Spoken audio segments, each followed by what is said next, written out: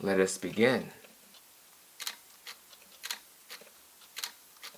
Hello everyone and welcome to BHD Studios. Today we'll be doing my shooting review of the GFX100S Mark II, which sounds a lot like the GFX100 Mark II, except for the S. And those of you that aren't familiar with the GFX system, it can be a little bit confusing, but the original GFX100 was the flagship, and then the 100S came out, and it was just one notch below, and then the 100 Mark II came out in the spirit of the original GFX100, but made smaller and made a lot cheaper, like $10,000, the original GFX100, and now this one here, it came out at $7,500, and the GFX100S, I think was, I can't even remember now, maybe $7,000, but now this is $5,000 US. And of course there are differences. I shot a different video. I don't know if I'm even going to release it, but there's a $2,500 price difference between the S model and the non-S, both of them Mark II. But you know, to be honest, all four of the newer all four of the 100 megapixel GFX cameras, the original GFX 100,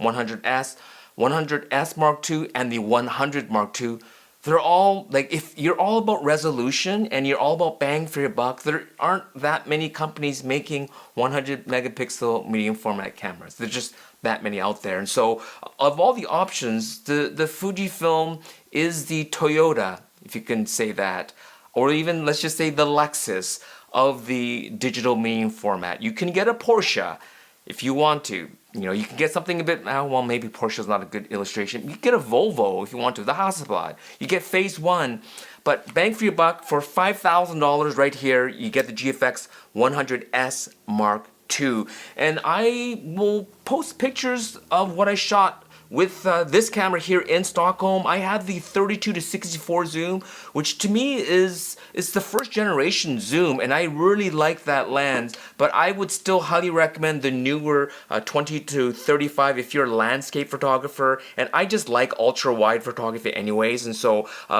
you're kind of doing reportage, you're doing documentary, kind of up close pictures, not necessarily portraiture, although you can do it.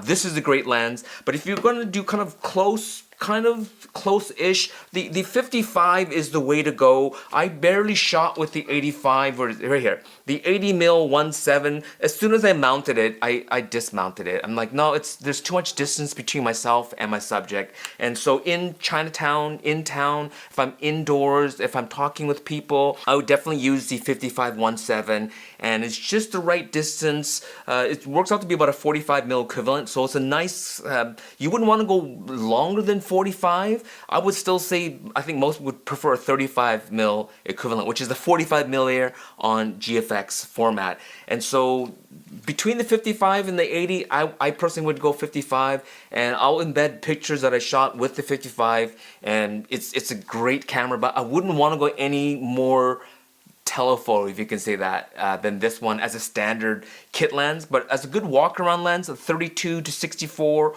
or if you are ultra wide, like the 35mm in like the 20-35 is like going, it's like 16-28. So for someone that like myself that loves 28, I often find myself just shooting at 35, which is like a 28 equivalent in 35mm. So this is a great lens. I'll also embed photos that I took when I was in Stockholm using the GFX 100 Mark II in the subway train system in Stockholm, and I had the 32-64 just to show you like the image quality of all the GFX cameras that are all amazing. And I even phoned Billy Luong of Fujifilm Canada. I said, Billy, I know the sensor between the GFX 100 Mark II and the GFX 100S Mark II. I know they're slightly different, other than throughput, like sensor reading speed. In terms of just straight up image quality, you know, can I see a difference? Because I tried to do some really boring A/B shots, and I'm like, I don't see any difference. And Billy said, in terms of image quality, there's almost no difference. So clearly they are different sensors, so there's gonna be a slight difference. But I shot, like I said, all four GFX 100 cameras, all of them, and you're gonna be happy with all of them. And so it comes down to how much money you want to spend. Both of these have the latest X Processor 5, has the same film simulations. Reality Ace is great. but in some situations, like in the subways, I think the Reala Ace looked awesome. But when I'm in Chinatown, Vancouver, and I want kind of an old rustic feel, the nostalgic neg film simulation is great. Indoors, nostalgic neg is great on skin tone. Even outdoor, nostalgic neg looks great. And it made me kind of not want to use classic chrome, which I love classic chrome, and as well as classic negative. It just hits a little different on the GFX, and that could be because on the X series, of course, we have the X-Trans sensor with the randomized color filter array, where the GFX system uses the Bayer color filter array. So even though they look the same, there's a slight difference. It's hard to explain, but it just doesn't hit the same. Nostalgic Neg and Reala Ace looks way better on the GFX system, and on the X series, I prefer Classic Neg and Classic Chrome for most of my street style photography. So maybe one day I'll do sort of a comparison between the two and see like why I like one over the other. But on the streets, Nostalgic Neg and Reala Ace. Now a lot of you are probably going to be wondering, you know, which one of these should I get? $2,500 is a huge price difference, and so do you want to be able to use CF Express Type B cards? Some don't, but if you need 1 gigabyte, 2 gigabyte cards, the CF Express is the way to go. And you want faster throughput. I'm not sure that there are that many photographers using this for continuous shooting, if they're using this for high-speed shooting, or if they're going to be using this for video. But if so, obviously the GFX100 Mark II is more video centric. If you want to use medium format for video, I wouldn't recommend it unless there's a very specific look that you want from certain lenses, because this mount is so big. You can sort of adapt to PL mount, you can adapt to anamorphic lenses, cinema lenses onto this. Of course, there will be a crop, so if you are swapping on different lenses, something like this is great, but you're gonna suffer from rolling shutter, and that's with both these cameras. The GFX100 Mark II is gonna be slightly better, but if you take a picture and you just kind of like in electronic shutter mode and you just kind of spin this, you're gonna get that jello effect. And if you're doing video and you're panning, you're gonna kind of get that, or your subject is just moving very quickly, you're gonna get that kind of jello effect. And so I still say that until they put a global shutter on a medium format sensor, you're gonna always have to fight with that. And as well, because 100 megapixels, you're dealing with a lot of pixels. You kind of want it to crop, so you're not using so much. And if you are wanting to shoot more telephoto, that's actually to an advantage to you. And so being able to change, let's just say even with this, if you want to put an X series lens and crop it to APS-C mode, I mean, if you just have the one camera, and if you have some 35mm lens, say you have some Leica glass, and you don't want to shoot it in GFX medium format mode, you don't mind that it crops into 35mm mode, then getting something like this is actually great. I know quite a few people that love their GFXs just to adapt old vintage glass, 35mm as well as medium format glass onto the system. And so GFX100S Mark II for $5,000 is really where it's at. Size and weight, I'm holding the GFX100 Mark II. We should have names for these. This one here should be called the Viper, the Mark II. And this one here, the 100 Mark II, should be called the Maverick. And so here we go. We have the Maverick here. It's kind of a big camera. I mean, I'm walking around. I'm mostly doing street style photography, lifestyle photography, reportage, documentary, just kind of everyday lifestyle. And I carry this around as much as I carry around my Leica M cameras. But as you can see, there's quite a huge size difference and weight difference. Although the Leica still feels more solid, even the SL2, SL3, it's smaller, but it feels more solid than the GFX. Even though this doesn't feel not solid, it doesn't feel cheap, but compared to the Leicas are definitely just on a different level. But in terms of just technology-wise, the interface, the way you interact with this, I still prefer like the X-T5, the X Pro 3.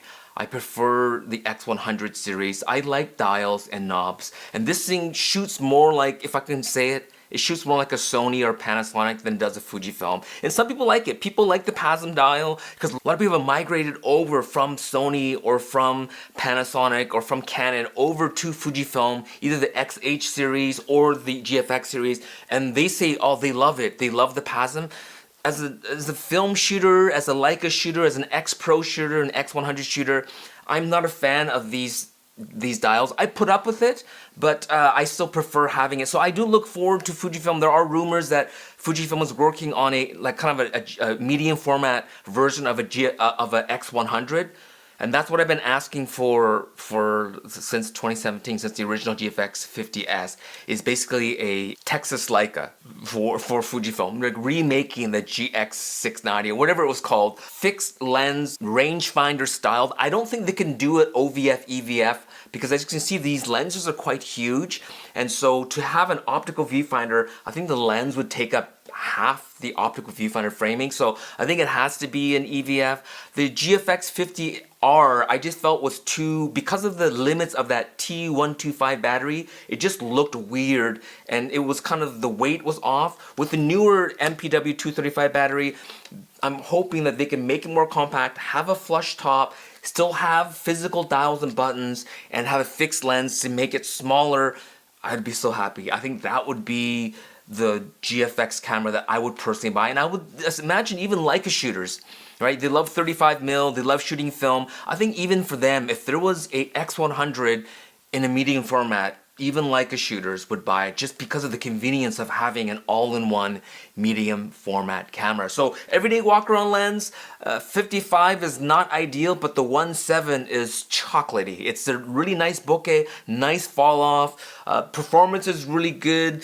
Sun stars are okay on this as well as on the zoom lens, but just a beautiful overall lens. But if you want a walk-around lens, I think maybe the 50mm is probably the better way. I think 50 f3.5, it's a decent lens. That's probably what you want to do, but these cameras aren't really walk-around cameras. These are really meant for studio photographers, for landscape photographers, for professionals doing events that needs 100 megapixels of resolution. I would love to see a faster throughput, maybe even a 60 megapixel medium format camera and have it stacked, but that is kind of up to the sensor manufacturer, who is Sony, who makes these sensors to Fujifilm specs, but they are made by Sony, and so I think that 50 megapixel sensor is dead unless they make it into a stacked sensor and have video throughput like it's a 35mm. But if not, I think maybe 100 megapixels is the way that the direction that Fujifilm is going, as well as Sony, and then there is a 150 megapixel sensor as well, so maybe that's the next generation of GFX is going to go up to 150, and then the 100 will be an entry level. So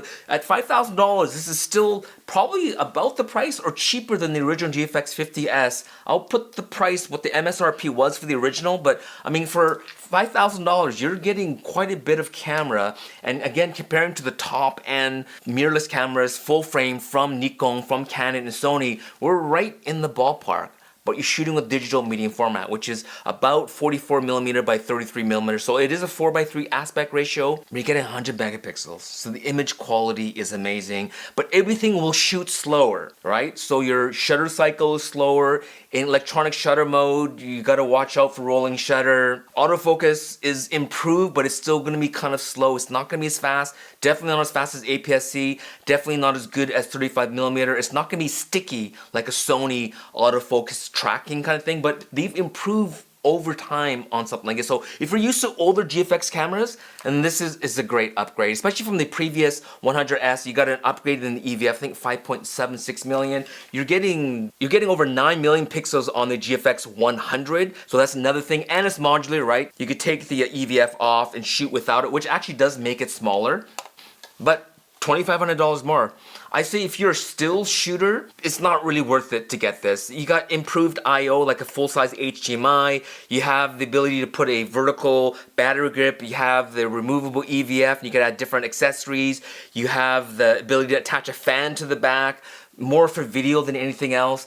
$2,500, that's like another lens. And so I think the way to go is $5,000, you get a GFX 100S, and if you want to save even more money, just find the original GFX 100S, because if this is selling for $5,000 brand new, what's the original GFX 100S selling for? It's got to sell for about $3,500 used. And so I think that's really the way to go. The GFX 100S, you'll get the best bang for your buck. It just comes down to if Fujifilm will push all the older, like the Reala Ace, to me is a fantastic standard film simulation. I also love Nostalgic Neg, and so I enjoyed shooting with those two film simulations. So Fujifilm, we're looking forward to the X100 version of a GFX, but as well we're looking forward to even if there's a GFX 100R, so not like still interchangeable lens, bring it back with the newer battery. We don't mind if there's a deeper grip.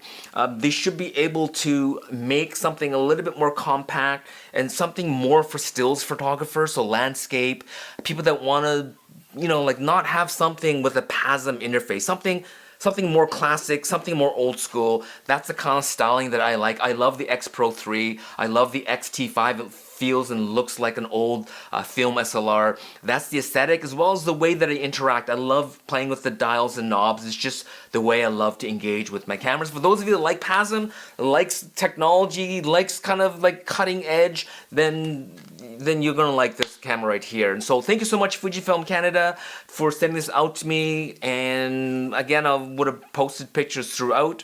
Let me know if you have any questions down below. We'll talk to you soon, and happy shooting. Peace.